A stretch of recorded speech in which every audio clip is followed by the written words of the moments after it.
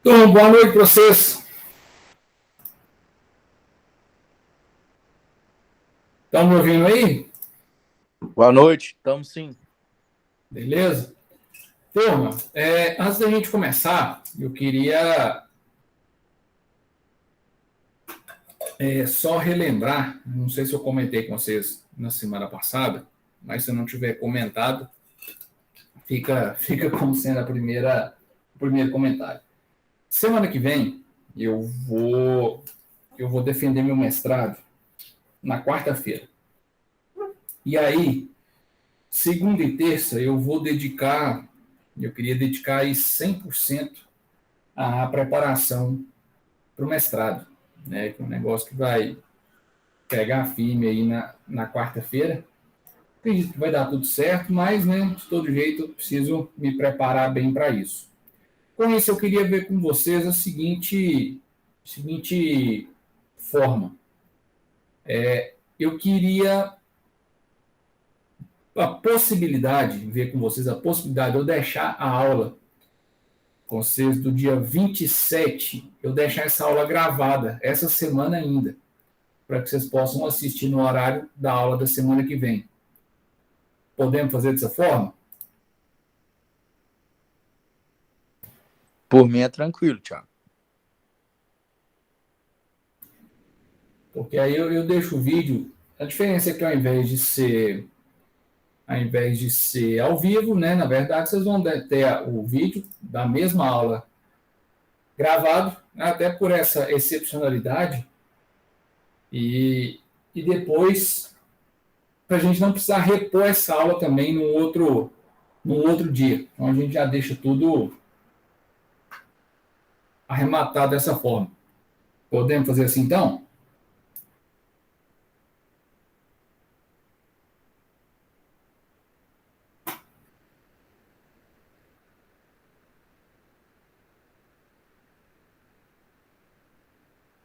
E aí, turma, então beleza, então ficamos combinados dessa forma. E aí, no dia 4, eu estou planejando fazer uma aula de laboratório. Tá? Uma primeira aula de laboratório lá no laboratório de sistemas hidráulicos e pneumáticos. Se não for possível fazer essa primeira aula no dia 4, a gente faz ela depois do feriado. Tá? Aí a gente combina. Se porventura não for possível fazer essa aula lá no dia 4, conforme eu estou planejando, aí eu quero ver se eu passo uma atividade para vocês no dia 4, para a gente já começar a arrematar as atividades aí da segunda etapa. Eu passo uma atividade para vocês lá no dia 4, e aí a gente faz essa aula de laboratório pós-feriado do dia 12 de outubro. Tá? Mas isso, de toda forma, eu aviso vocês à medida que a gente for avançando. Então, essa semana, segunda e quinta, aula normal. Na quinta-feira da semana que vem, também aula normal. E eu deixo gravado a aula vou deixar gravado para vocês a aula da segunda-feira da semana que vem. Fechado, então, turma? Desse jeito? Fechado. Beleza. Moçada, vamos fazer o seguinte. Então, vocês estão visualizando aí. A gente já falou, então, sobre a geração do ar comprimido, já falou sobre a distribuição, já falamos sobre alguns componentes que a gente utiliza para fazer a regulagem dessa vazão de ar comprimido, para fazer a secagem e o resfriamento desse ar comprimido, né? Então, já falamos bastante sobre tratamentos e as possibilidades que a gente tem de pegar esse ar comprimido e tratar ele. Agora, para arrematar esse assunto, nós vamos falar um pouco sobre o condicionamento do ar comprimido. O que é o condicionamento do ar comprimido? É uma preparação, é um tratamento que a gente faz no finalzinho da distribuição desse ar comprimido, logo antes dele ser consumido para ser para operar um determinado equipamento. Né? Então, é um último beneficiamento que esse ar comprimido deve passar antes, de fato, dele ir para aqueles componentes que vão trabalhar, né, usando o ar comprimido como energia. E aí, turma, esse último tratamento, esse último beneficiamento que ele vai receber, basicamente vai ser composto por uma última filtragem. Então, a gente já viu em várias oportunidades que eu posso ter partícula de fluido, eu posso ter partícula de pó, que mesmo com todos os sistemas por onde ele passa, elas vão sendo arrastadas, inclusive a umidade. Né? Elas podem ser arrastadas, mesmo que numa quantidade mínima, mas ainda assim existe a presença desse tipo de componente. Também vai passar pela regulagem da pressão. Como a gente viu, o reservatório de ar comprimido, ele vai funcionar como um estabilizador dessa pressão. Né? Mas não necessariamente aqueles componentes que vão estar consumindo o ar comprimido de uma determinada linha, eles vão consumir esse ar na pressão que a linha está. O que eu quero dizer com isso? Por exemplo, se eu tenho uma linha de ar comprimido a 6 bar de pressão interna, não necessariamente os equipamentos que estarão montados nela vão consumir o ar comprimido na pressão de 6 bar. Tá? Então, eles podem consumir numa pressão menor do que essa. Então, para a gente evitar danos a esses componentes, a gente precisa fazer uma regulagem dessa pressão. Outro objetivo que a gente busca também é evitar que a oscilação da pressão cause algum tipo de prejuízo nos componentes. Então, a gente vai precisar regular essa pressão e eu vou mostrar para vocês como que a gente faz isso. E por último, como a gente sabe que eu estou tratando o ar comprimido durante várias etapas, no resfriamento, na secagem, eu estou tirando a umidade desse ar comprimido. Consequentemente, ele está tendendo a ficar um ar comprimido seco. Esse ar comprimido seco, ou com uma mínima quantidade de umidade nele, ele vai ser bom do ponto de vista de durabilidade dos componentes, onde a umidade ela funciona como um processo de oxidação interna e também de choques mecânicos internos. Porém, joga contra que esses equipamentos eles necessitam de serem lubrificados periodicamente. Para eu manter um baixo atrito, para eu manter um bom nível de desgaste dos componentes de deslizamento e também para que eu consiga garantir uma boa durabilidade desses componentes pneumáticos. Para isso, a gente faz, nesse condicionamento do ar comprimido, a gente faz um processo de lubrificação. Então, turma, o condicionamento de ar que eu estou falando para vocês, quando a gente fala em equipamentos pneumáticos, esse condicionamento de ar é uma última preparação desse ar comprimido de forma a atender os requisitos de operação dos componentes. Beleza? Então, da mesma forma que eu falei para vocês que é importantíssimo a gente ter um ar seco, é importantíssimo que a gente tenha um ar resfriado, livre de umidade, com a pressão adequada, com a pressão estabilizada. Eu também estou considerando fundamental o condicionamento desse ar. Então, turma, se eu puder apontar para vocês, junto com o compressor, um equipamento que é fundamental para um funcionamento minimamente correto dos equipamentos pneumáticos, é a unidade de condicionamento de ar. Então, ela está proporcionando uma filtragem, está proporcionando uma lubrificação e está proporcionando que os equipamentos recebam a pressão de ar adequada à sua utilização. Isso, no final das contas, vai refletir e muito no prolongamento da vida útil dos componentes pneumáticos. Até então, tranquilo? Tranquilo. Então, moçada, tá aí uma imagem de uma unidade de condicionamento de ar. E nós vamos falar agora, basicamente, sobre esses três componentes importantes que a gente tem. Então, se vocês observarem, principalmente na área industrial, o ideal é que eu tenha uma unidade de ar, uma unidade de condicionamento de ar, quase que dedicada a cada equipamento. Né? Cada equipamento que vá consumir um ar comprimido, o ideal é que ele tenha ele mesmo uma unidade de condicionamento na entrada do ar comprimido nesse equipamento.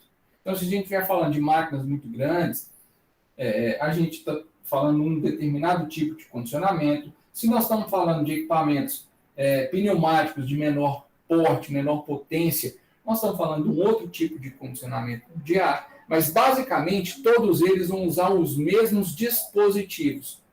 Né? Então, quando a gente fala na ramificação da linha de distribuição, essa ramificação da linha de distribuição ela vai exigir um condicionamento daquele ar posicionado antes do equipamento que vai consumir esse ar comprimido. E aí nós estamos falando de filtro, nós estamos falando de válvula reguladora de pressão e nós estamos falando de lubrificador. Né? Então, a filtragem do ar ela vai ser o primeiro processo de condicionamento desse ar. Né? Como nós já vimos, por ser um sistema aberto, ou seja, por ser um sistema que absorve ar atmosférico, né, ele, consequentemente, vai aspirar também pó, fuligem, poeira, particulado, umidade, que está em suspensão nesse ar atmosférico. Certo? Outra origem dessas impurezas vai ser a própria rede de distribuição, que pode estar com algum tipo de contaminação, algum tipo de oxidação interna, algum tipo de desgaste interno dos componentes e, consequentemente, eu vou ter o arraste dessas impurezas pelas linhas de consumo do ar comprimido. Né? Essas impurezas, a maioria delas, vai ser retida nos processos de filtragem, nos processos de centrifugação, né, nas partes móveis, mas algumas coisas vão passar, e essas que passarem, elas vão ser fortes pontos de contaminação, principalmente nas partes móveis, ou seja, nos atuadores. E quando ela chega nos atuadores, turma, e nas válvulas, que querendo ou não tem um tipo de atuador interno, esses componentes eles vão ser importantíssimos. Por quê? Porque eles vão funcionar como um desgaste abrasivo. Não sei se vocês chegaram a ver isso lá em ciências dos materiais, mas quando a gente fala em desgaste abrasivo, a gente fala em desgaste abrasivo 2 corpos ou 3 corpos. Né? Então, querendo ou não, quando eu tenho uma superfície deslizando sobre a outra, eu já tenho uma determinada abrasão, e essa abrasão vai gerar desgaste. Quando eu tenho um particulado que não faz parte daquele sistema, imerso nessa superfície de contato, ou seja, nessa região entre as duas superfícies, e essas superfícies estão deslizando uma sobre a outra, ele vai funcionar como uma microusinagem, vamos dizer assim, que vai ser um desgaste abrasivo, que a gente fala abrasão a 3 corpos. Então, turma, a gente tem que evitar isso. Né? Quando a gente vai falando dos atuadores pneumáticos, que a intenção é já começar já na próxima aula a falar sobre isso, a gente vai ver que por ter partes deslizantes dentro desse sistema, dentro desses componentes, a gente vai estar muito sujeito a sofrer problemas por abrasão interna nesses componentes. É onde surgem alguns vazamentos em retentores, é onde surge riscamento de haste de cilindro, riscamento de êmbolo de válvula, falhas de vedação em conexão, e daí por diante. Então, quando a gente está falando em filtragem, como o próprio nome já diz, nós estamos falando em dispositivos, em filtros, que vão reter essas impurezas que estão imersas lá no fluxo de ar. Tranquilo?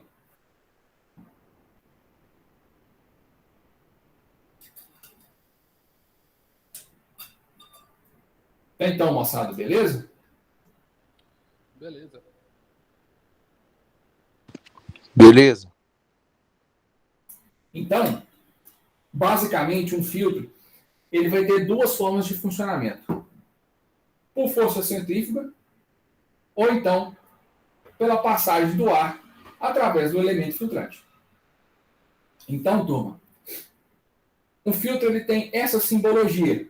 Para dreno manual, tem essa rabichinha aqui, ou então essa simbologia para dreno automático. Certo? Então, se a gente for olhar ele em corte, ele vai ter esse aspecto aqui.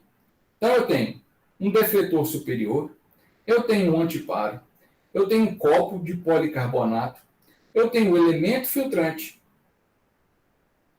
eu tenho um defletor inferior, o dreno e a manopla. Turma, esse cara aqui, logo, ele é um filtro de dreno manual. Então, o ar ele vai entrar por aqui, ele é forçado contra esse elemento filtrante e ele vai seguir esse caminho aqui. As impurezas ficam retidas nessa forma. Pessoal, eu tenho que cuidar para que esse cara ele vai atingir um ponto de saturação. Certo? Ao atingir esse ponto de saturação, eu preciso substituir o elemento filtrante ou então eu preciso fazer o dreno desse cara. Então, eu posso ter uma queda de pressão pós-filtro justamente por saturação do elemento filtrante que está montado na linha. Então, a gente precisa ficar atento a isso. O que é o ideal? Como que eu faço esse monitoramento? Alguém me responde como que eu faço esse monitoramento? Ele vai mudando de cor, Thiago? Por exemplo, Não. sujo? Pode ser, mas você não vai ficar abrindo ele. Tem um negócio mais eficiente você monitorar ele em tempo real.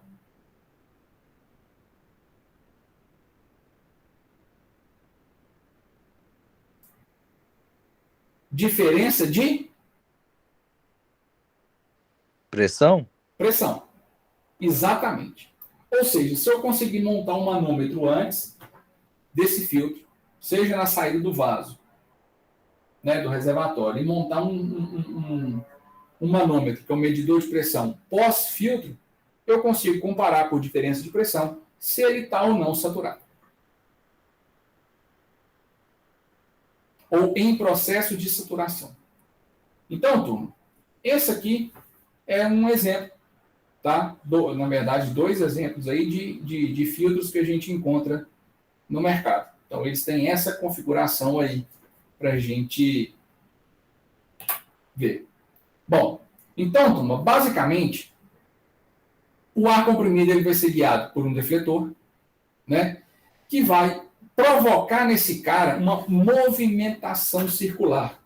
Essa movimentação circular, a gente pode entender ela também como sendo uma turbulência.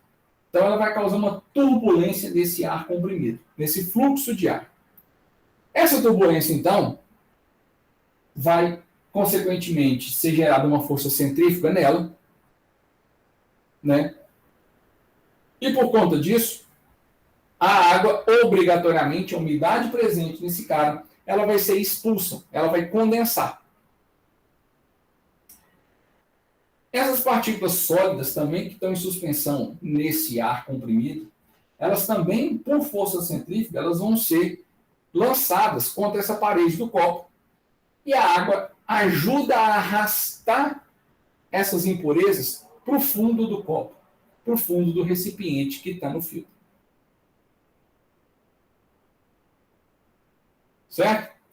Ao atingir também esse defletor esférico que está na parte mais baixa do copo, né, mais umidade vai ser retirada e aí sim ele vai ser forçado a passar contra o elemento filtrante. Ou seja, ele sofre uma primeira turbulência, essa umidade, junto com a queda de temperatura, ela vai ser expulsa. O particulado que está presente nesse ar comprimido também vai ser lançado fora pela força centrífuga por conta dessa turbulência. A umidade que está saindo ajuda a arrastar as impurezas para baixo. O ar comprimido sofre uma segunda turbulência, que vai tirar mais umidade ainda. E depois ele vai ser forçado a passar pelo elemento filtrante. Então, se a gente vai falar, por exemplo, do elemento filtrante de bronze, nós estamos falando aí de partículas retidas de 3 a 120 micra de diâmetro. Se a gente vai falando da malha de nylon, nós estamos falando aí de partículas de 30 micra de diâmetro médio, que vão ser retidas. Então, o dreno, que é aquela parte que está lá no fundo, de forma que pode ser manual ou automática, ele vai ser o cara que vai ser responsável por eliminar aquele condensado e as impurezas para a atmosfera. Certo? Ou uma tubulaçãozinha, caso queira canalizar esse material de drenagem. Isso é muito feito para sistemas de vapor. Para sistemas de ar comprimido, de forma geral, o dreno é feito para a atmosfera diretamente. Certo? Inclusive, mesmo se ele for automático. Então, os drenos automáticos, pessoal, eles são muito recomendados para pontos onde eu tenho muito condensado. Então, pode ser onde eu tenho falhas no processo de secagem desse ar comprimido, ou uma ineficiência do processo de resfriamento, ou equipamentos compressores que estão gerando muita umidade e arrastando muita umidade. Então, onde eu tenho que ficar constantemente drenando esse condensado da linha de ar comprimido, o ideal é que eu tenha esses drenos automáticos. Outro ponto também é quando eu tenho locais de difícil acesso, seja pela altura, seja pela distância, ou por conta que está num espaço confinado de acesso muito complicado, seja por questão de um ponto de contaminação, e aí fica difícil eu ficar entrando com uma certa frequência, por qualquer um desses motivos, o ideal é que nesses pontos de acesso mais complicado, eu tenha a drenagem automática do ar comprimido.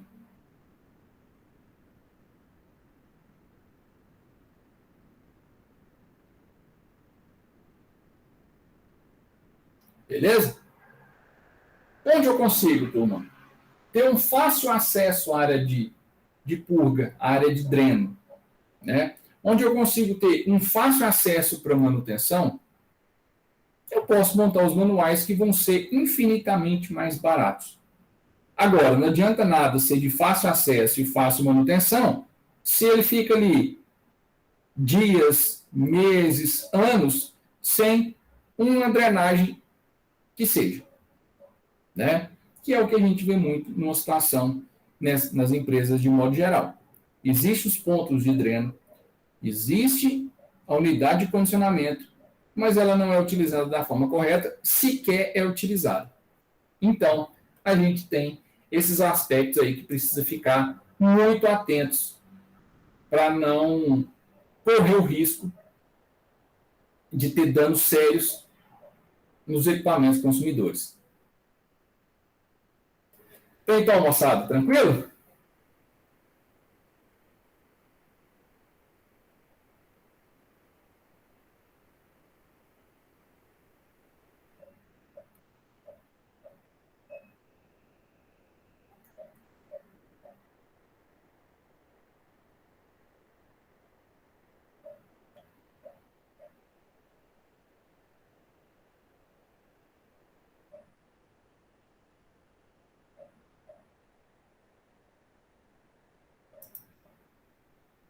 Bom, seguindo então nessa linha de raciocínio nosso, nós vamos falar agora sobre a regulagem de pressão.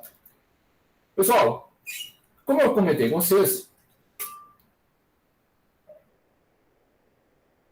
a pressão ela pode sofrer uma variação, uma oscilação ao longo do processo, né?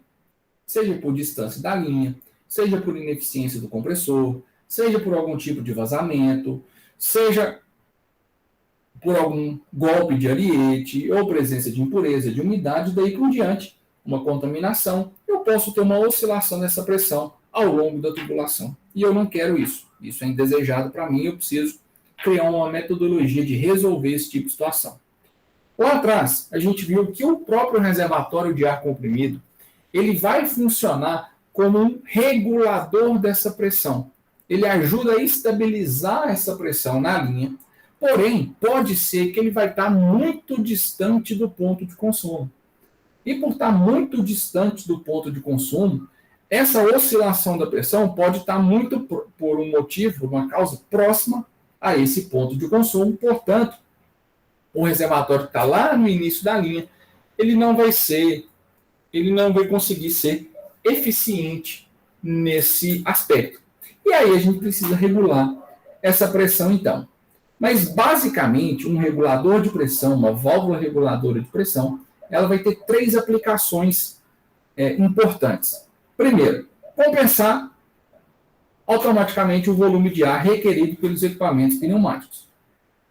Manter constante a pressão de trabalho, chamada também de pressão secundária, independente da pressão primária ou pressão de entrada. Então, aquela pressão que está na rede é chamada de pressão primária, e aquela pressão de fato que o equipamento consome é chamada de pressão de trabalho ou pressão secundária. Então, a reguladora de pressão, ela funciona para transformar a pressão primária em pressão secundária. Certo? Independente de qualquer motivo que seja, a pressão primária sempre é maior do que a pressão secundária. Tá claro isso? E por último, ela também vai funcionar como válvula de segurança, válvula de alívio da pressão. E aí eu já mostro para vocês por quê. Então, basicamente, uma válvula de regulagem de pressão, ela vai ser constituída por uma mola, um diafragma, uma válvula de assento, que está aqui, a manopla, orifício de exaustão, orifício de sangria, um orifício de equilíbrio, a passagem do fluxo de ar, um sistema de amortecimento e conexão do manômetro.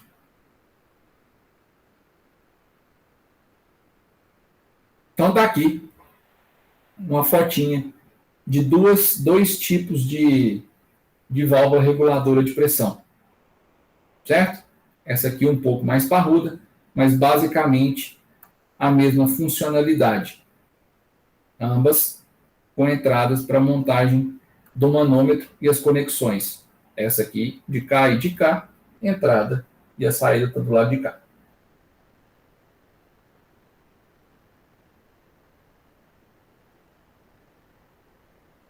Turma, de novo, uma válvula reguladora de pressão, ela não funciona como potencializadora da pressão. O que é isso?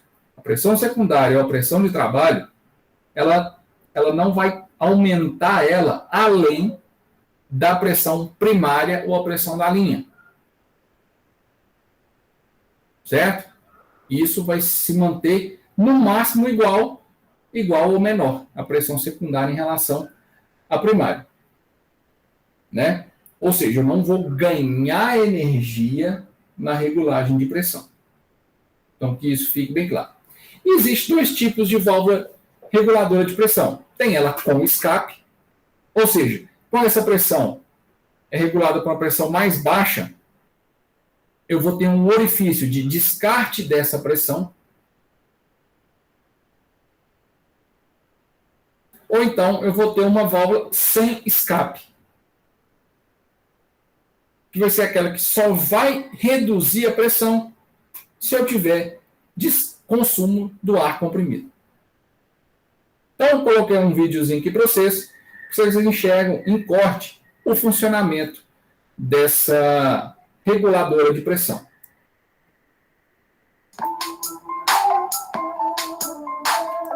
Estão ouvindo, turma?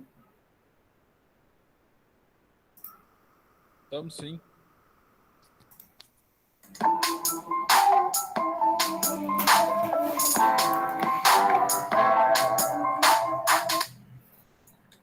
pessoal, professor Elias, né? Mais um vídeo aí para o canal. Neste vídeo eu vou falar sobre a válvula reguladora de pressão.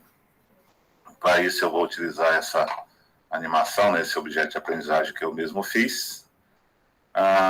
Aqui, ó, temos a foto aqui da válvula, né, reguladora de pressão, que aqui eu desenhei em corte.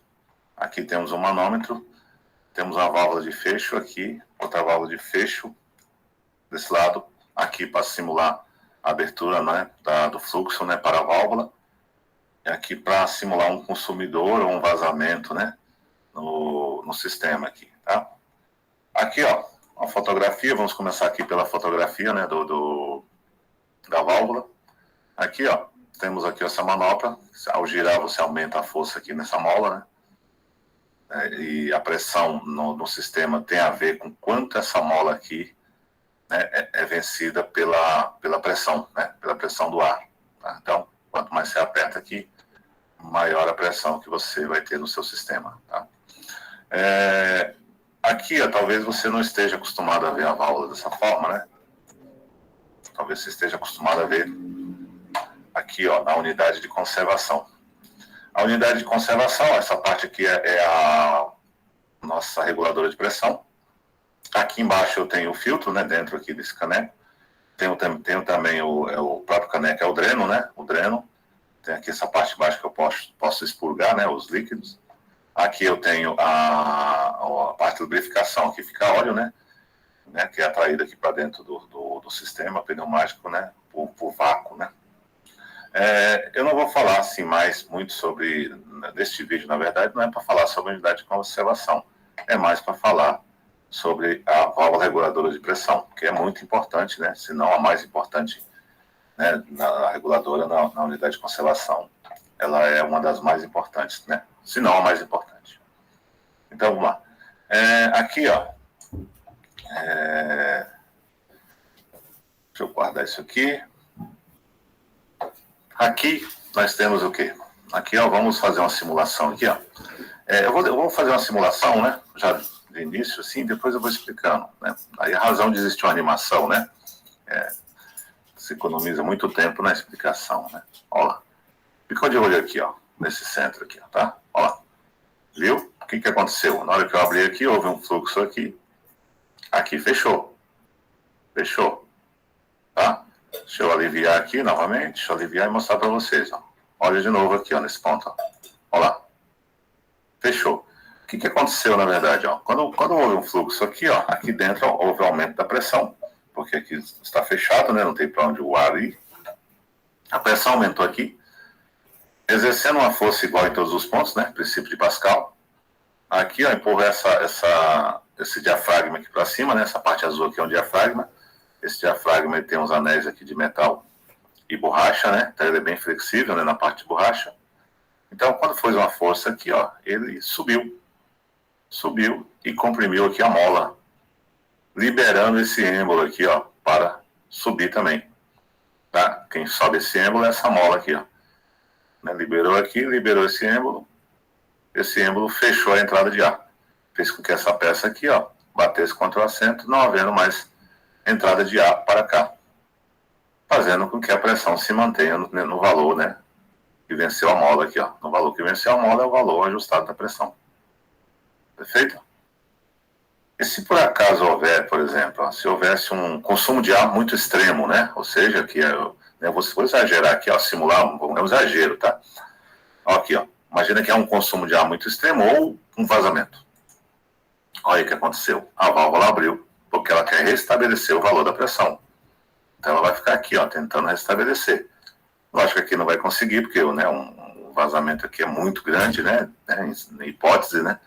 É muito grande. Quando eu fecho, ela consegue voltar ao valor normal, tá?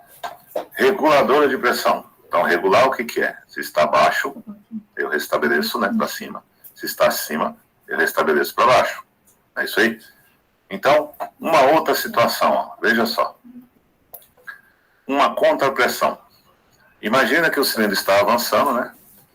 E há uma força querendo fazer ele voltar, né? Uma força que vence a pressão de avanço, né? O que vai acontecer? né, ao empurrar o cilindro de volta, ele vai criar uma pressão no sistema, vai aumentar a pressão do sistema. Então, todo o sistema vai sofrer esse aumento de pressão. Então, aqui, ó, olha só o que a válvula vai fazer. Ó. Vou simular aqui, ó, a pressão aumentou. O que a válvula fez? Abriu mais um estágio e aliviou. Certo? Ela aliviou, dizendo, ó, não, peraí, a pressão é 4 bar, né?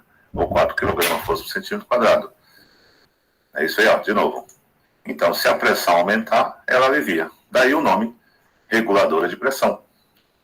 Daí o nome reguladora, né? Porque ela tem que regular, manter no valor que você deseja trabalhar.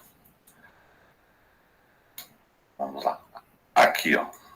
Falar de aplicação. Então, a válvula, né, de reguladora, ela está junto com a unidade de conservação, né?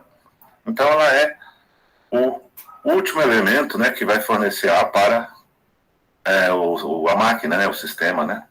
Então, ela é muito importante, que lá é que você vai regular a pressão, né? Vai manter a pressão, né, no valor de trabalho, né? O valor de trabalho, essa pressão tem que ser correta, né? Se estiver acima, pode danificar o sistema, causar acidente. Se estiver abaixo, a mesma, né? O sistema da máquina não vai trabalhar de maneira correta, né? Podendo também até gerar acidente, dependendo do tipo de máquina, né, que a gente está sendo utilizada, tá bom? Bem, é isso, né? Deixa alguma pergunta, deixa as perguntas aí, né, no canal. Se gostou aí do vídeo, né, dá um like aí, sempre é bom, né, a gente ter um incentivo aí, né, para saber se a gente está fazendo um trabalho legal. E se inscrevam também. Pessoal, entendido o funcionamento aí?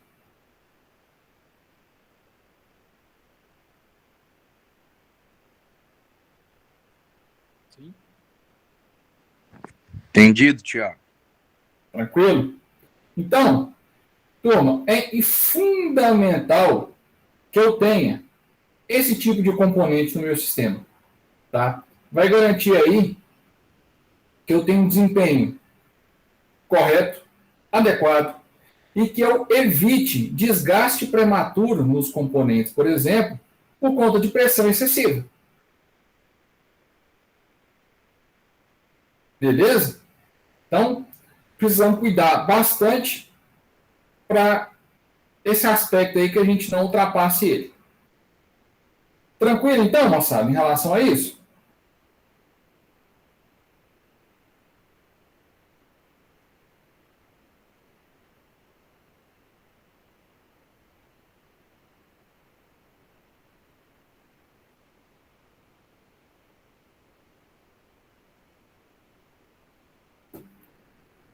Seguindo aqui, então, a gente vai falar dos manômetros.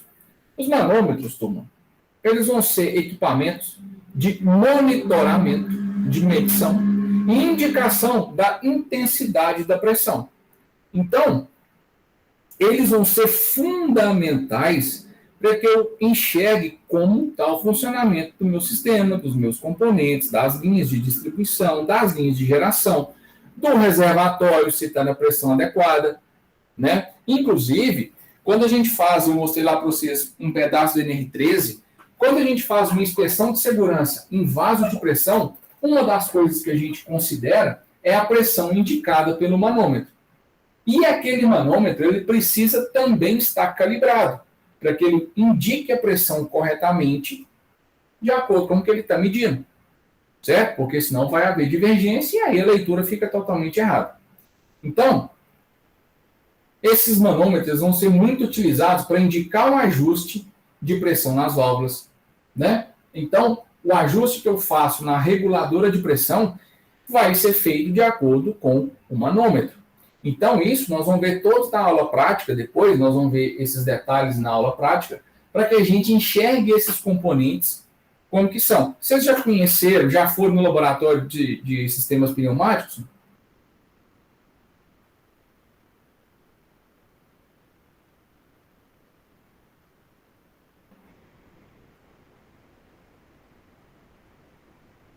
Não, eu não recortei, não.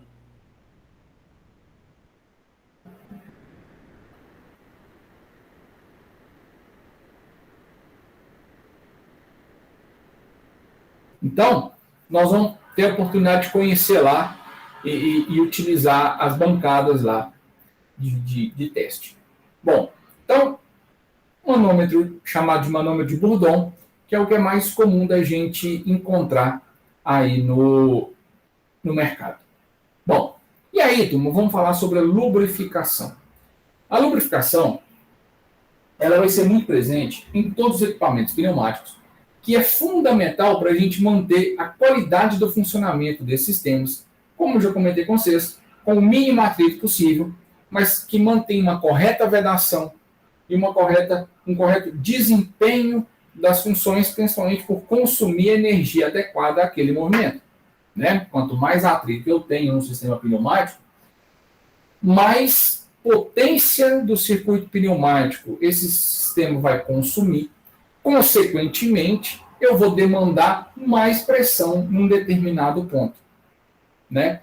Só que eu preciso fazer com que esse lubrificante ele chegue até esses componentes que vão consumir ou necessitarem de serem lubrificados. Então, eu vou precisar de dispositivos próprios, específicos, para que eu faça a dosagem desse lubrificante dentro do circuito pneumático e esse lubrificante que está sendo dosado, ele chegue até os componentes que necessitem da lubrificação. Como eu comentei com vocês, por que é indesejado eu ter óleo lubrificante, por exemplo, sendo arrastado no compressor até nos componentes pneumáticos? O que vocês acham?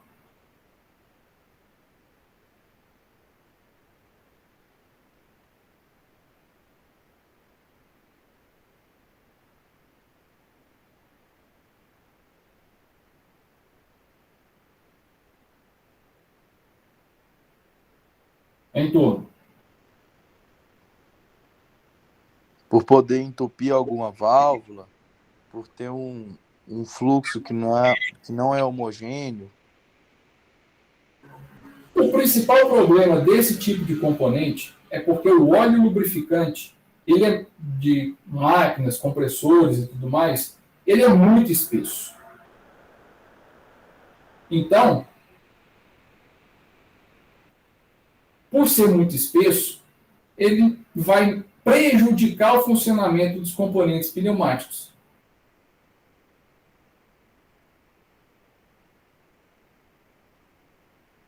Certo?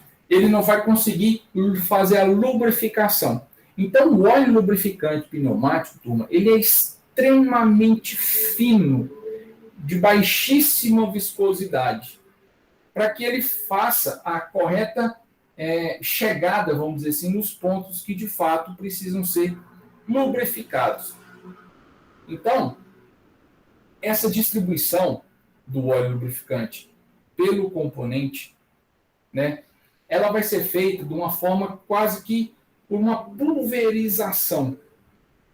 Então, ele vai ser arrastado, mas de forma muito adequada, porque ele precisa de verdade ser pulverizado e não chega de forma líquida, como a gente está acostumado nos lubrificantes tradicionais. Então, um lubrificador vai ter essa simbologia na montagem, né? E ele vai ser composto por uma membrana e restrição, um orifício Venturi, esfera, válvula de assento, tubo de sucção, orifício superior, uma válvula de regulagem, um bujão de reposição desse óleo, canal de comunicação e válvula de retenção. Turma, basicamente, o objetivo desse componente é evitar a deterioração prematura naquelas partes que vão ter o seu deslocamento. Ou seja, consequentemente, vai ter um atrito e pode vir a ter uma corrosão por abrasão. Então, tudo isso que nós tratamos até agora, que fala sobre o condicionamento desse ar comprimido, é para buscar eficiência e um correto funcionamento do sistema. Então, aqueles equipamentos que são deslizantes, o objetivo é que o ar, além de seco do ponto de vista de umidade, ele contenha o lubrificante pulverizado que ele vai carregar até esses componentes que vão deslizar entre si. E aí, aumenta a vida útil, reduz custo de manutenção, reduz o intervalo de reparo e reduz troca de peça. Beleza? Então, basicamente, turma, esses componentes de condicionamento do ar, eles vão funcionar dessa forma. Dúvidas? Tiago, Oi. então ele vai tipo liberando um pouquinho o lubrificante, que com a pressão da linha ele vai tipo se misturar em tudo? Isso, exatamente. Entendi. Entendeu? Obrigado. Aí, ele vai gerar, a passagem do ar comprimido vai gerar uma pressão negativa que vai arrastar o lubrificante. Esse lubrificante que está sendo arrastado, ele vai levar ele até o ponto de consumo. Tanto é que aquela regulagem que tem no lubrificador, ela vai funcionar exatamente por esse motivo. Porque se eu liberar, como que eu falo? Se eu liberar muito fluido lubrificante, pode ser que eu gere um efeito contrário. Eu vou entupir o meu sistema de lubrificante.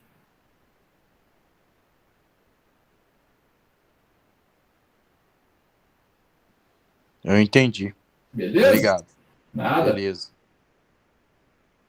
Mais alguma dúvida, turma?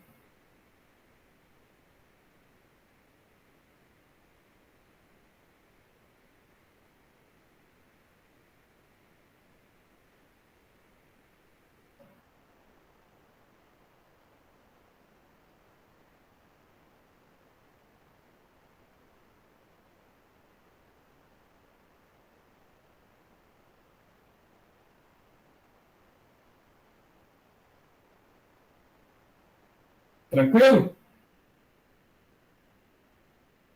Tranquilo.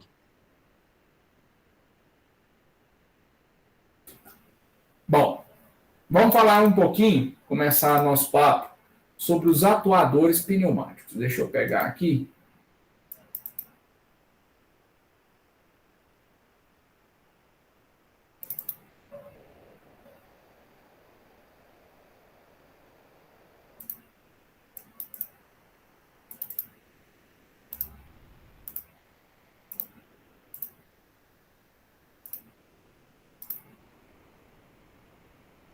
Estão visualizando aí, turma?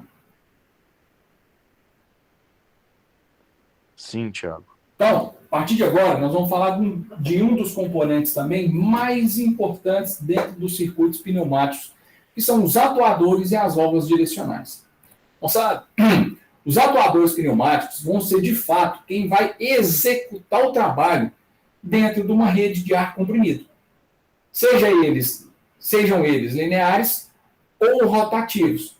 Então, todo esse trabalho que a gente já comentou nessas últimas aulas aí de geração e preparação desse ar comprimido é para direcionar para esses caras aí, que é quem de fato vão se movimentar utilizando esse ar comprimido que está gerado e tratado agora.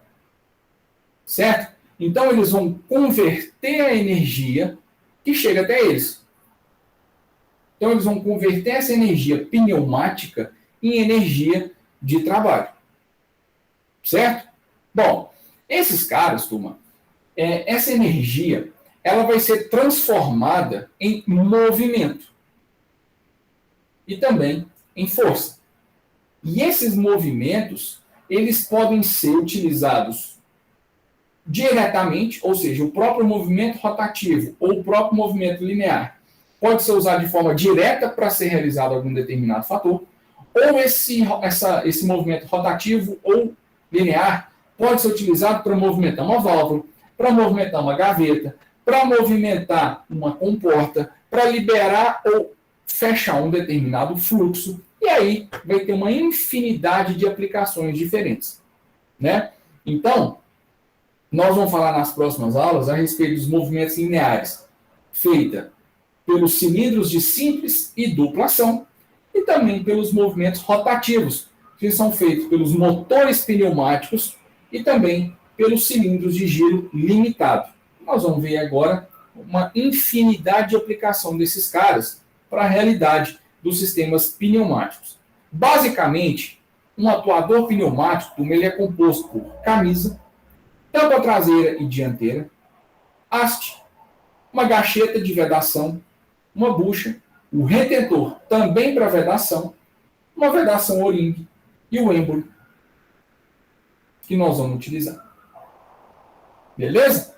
Então, basicamente, um atuador pneumático ele vai ter esses componentes aí.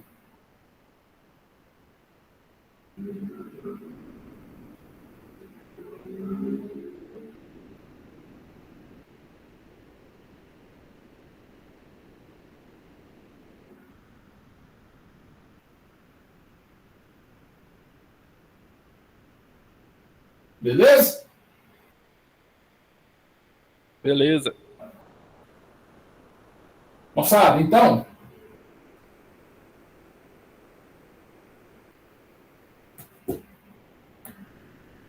os primeiros atuadores são os atuadores lineares. Então, eles vão converter esse movimento em movimento linear da sua haste, do seu ponto de deslocamento. Porém, eles podem converter num braço de alavanca e gerar um movimento angular. Então, de novo, eles vão movimentar a sua haste linearmente, podendo ser utilizados para movimentos lineares ou para movimentar um braço de alavanca. E aí eu gero um torque num determinado dispositivo. Eu gero um movimento angular num determinado dispositivo. Esses caras, esses atuadores lineares, eles vão ser chamados também de cilindros pneumáticos. Que é isso que está mostrando aí nas fotos para vocês, que eu imagino que a maioria, ou todo mundo, já viu pelo menos algum atuador pneumático na vida, né? Então, eles vão ter uma potência adequada e depois, nas próximas aulas também, eu vou mostrar para vocês como que eu calculo a potência necessária para um atuador pneumático desse operar de forma correta. Certo? Os rotativos, eles vão ter um funcionamento de converter energia pneumática num momento torsor contínuo ou ilimitado. Quando eu estou falando de um movimento, no momento torsor contínuo, a gente chama eles de motores pneumáticos. Quando a gente fala do momento torsor limitado, a gente chama de atuador rotativo, que é muito utilizado, por exemplo, para válvulas de modo geral. Vou mostrar um videozinho aqui para vocês e depois um outro vídeo para mostrar um atuador rotativo. E aí, a partir da aula de quinta-feira, a gente fala bastante sobre os atuadores lineares.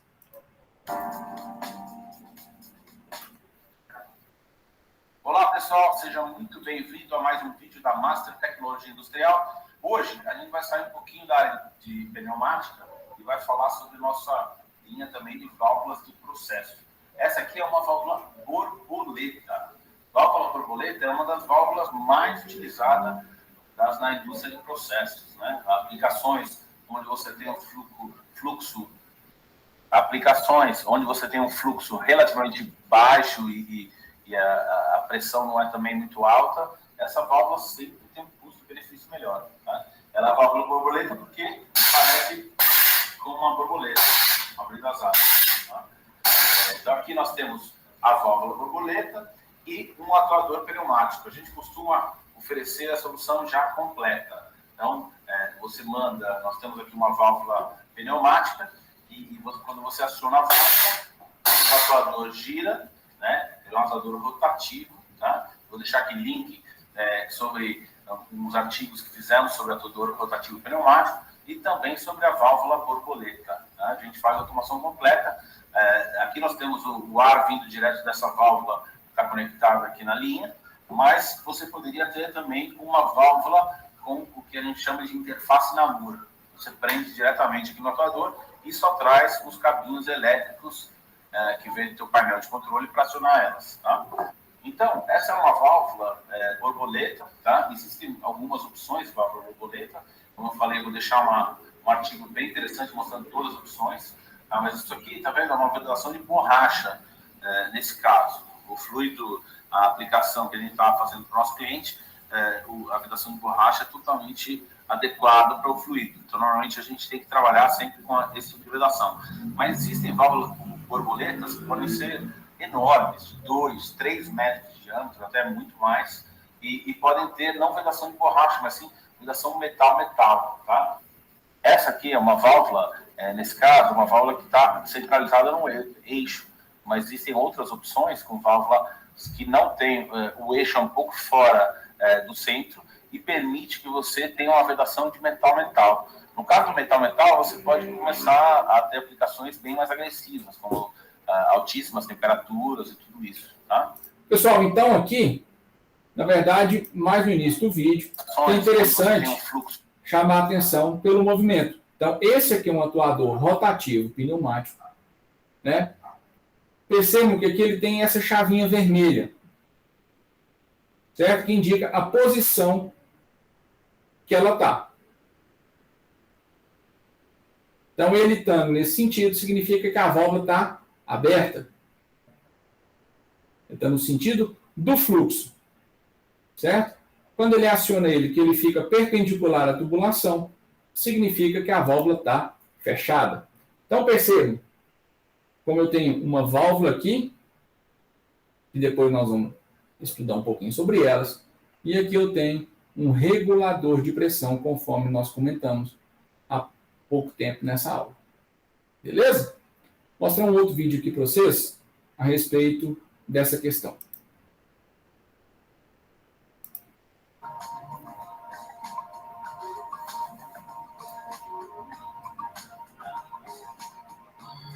O cilindro rotativo. Já dissemos anteriormente que um cilindro converte energia pneumática em linear. Isso também se aplica a este cilindro. Mas, devido à sua construção, o movimento linear é transformado mecanicamente em um movimento rotativo. A haste do cilindro possui uma cremalheira que aciona uma engrenagem.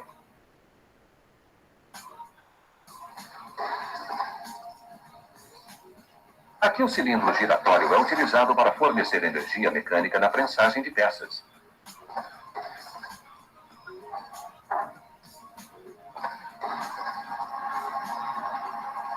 No cilindro de aleta giratória, a energia do ar comprimido é transformada diretamente em movimento rotativo.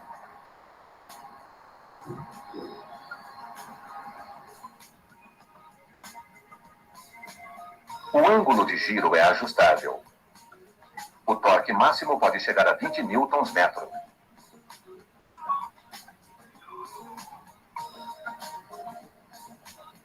Aqui o cilindro de aleta giratória aciona um braço oscilante. Neste dispositivo, ele é utilizado para virar peças.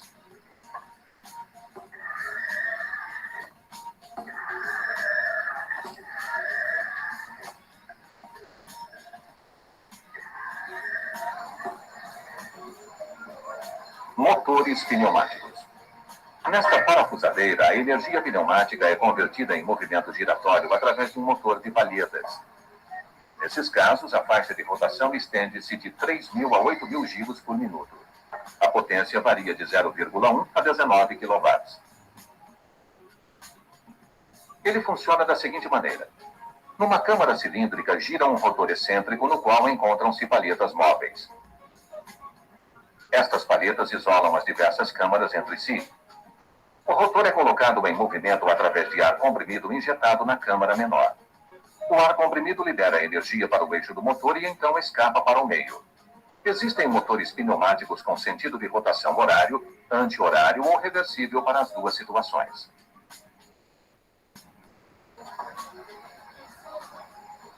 Neste local, motores elétricos têm suas tampas parafusadas. O acionamento das parafusadeiras é feito por motores de palheta. Os motores pneumáticos também são indicados para áreas onde existe o risco de explosão.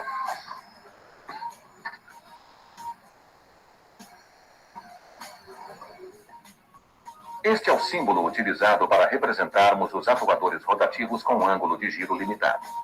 Ao lado vemos o símbolo de um motor pneumático. Os símbolos sempre são orientados pela função e não pela forma construtiva do elemento.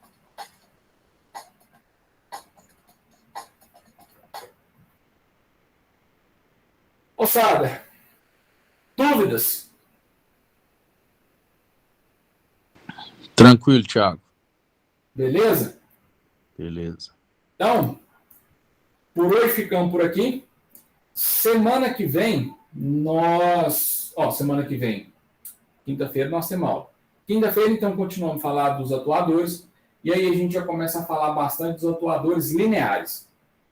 Ver classificação, função, aplicação e daí por diante, antes da gente partir para as aulas. Combinados? Combinados. Boa noite.